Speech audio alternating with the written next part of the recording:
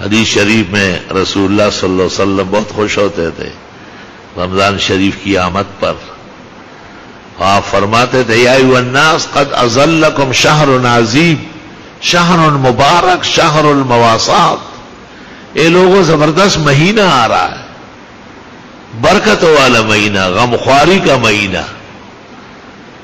ایسا مہینہ ہے کہ اولہ رحمت، شروع ہوتے ہی رحمات ہے، وَأَوْسَطُهُ مَغْفِرَةٌ، درمیان میں بخشش ہو جاتی ہے، وَآخِرُهُ عِتْقٌ مِّنَ النَّارِ، اور آخر کار جہنم سے خلاصی مل جاتی ہے.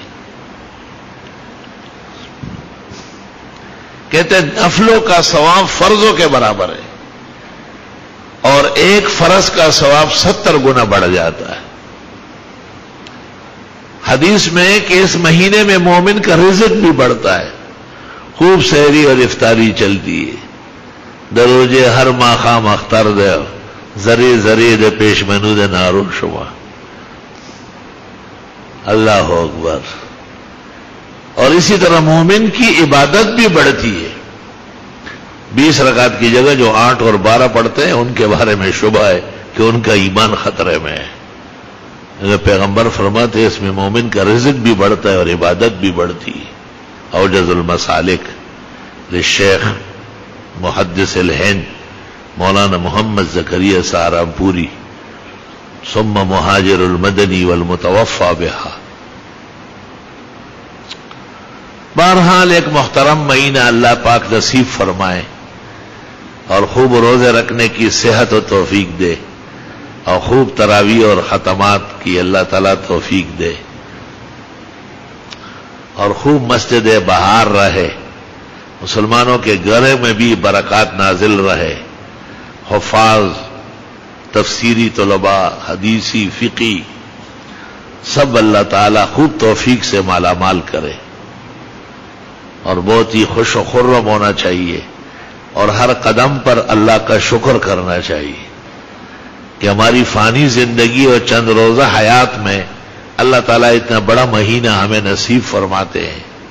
پھر ہماری صحت ہے، توفیق ہے، روزے رکھیں گے، تراویح پڑھیں گے، کھڑے ہوں گے، قرآن شریف سنیں گے، بہت سارے سنائیں گے. سبحان اللہ. رمضان المبارک کہتے ہیں ایسا سمجھو جیسے موسم بہار آتا ہے تو ہر پودا، ہر جگہ کی گھاس، ہر درخت جس کی جڑیں محفوظ ہو وہ ہرا بھرا ہو جاتا ہے. بس جس کی جڑیں کٹ چکی ہے نا، جس میں ایمان ہی نہیں ہے، اس کو کچھ رمضان شعبان کا پتہ نہیں چلتا، وہ اسی طرح وہ باش رہتا ہے، اسی طرح ہی ناکارہ رہتا ہے. ہم شیاطین الانس، یہ انسانی شکل کے شیطان ہیں. رمضان آیا اور گزر گیا اور مومن کا ایمان نہیں بڑھا، اعمال نہیں بڑھے، نہایت خطرناک ہے. اس کی تباہی اور جہنمی ہونے پر آمین کہا گیا ہے. توبہ استغفر اللہ. اللہ تعالیٰ کا لاکھ لاکھ شکر و کرم ہے. 100 میں 90 95 لوگ رمضان میں تازے ہو جاتے ہیں، کوشش کرتے ہیں. ہر شخص کا رب کے ساتھ ایک رشتہ ہے، ایک معاملہ ہے. وہ اپنے رب کو راضی کرنا خوب جانتا ہے، ایڑی چھوٹی کا زور لگاتا ہے. مالداران صدقے خیرات کرتے ہیں، علماء واعظ نصیحت میں اضافہ کر لیتے ہیں، حفاظ اور قرآن پڑھنے میں ملکہ دکھاتے ہیں.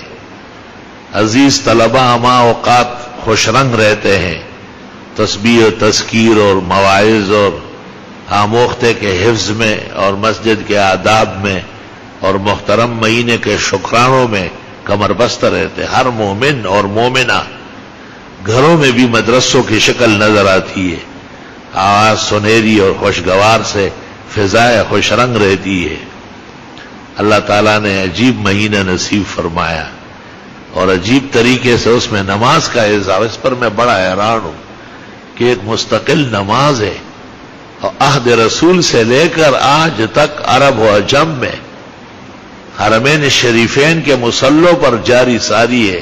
اللہ قیامت تک جاری ساری رکھے.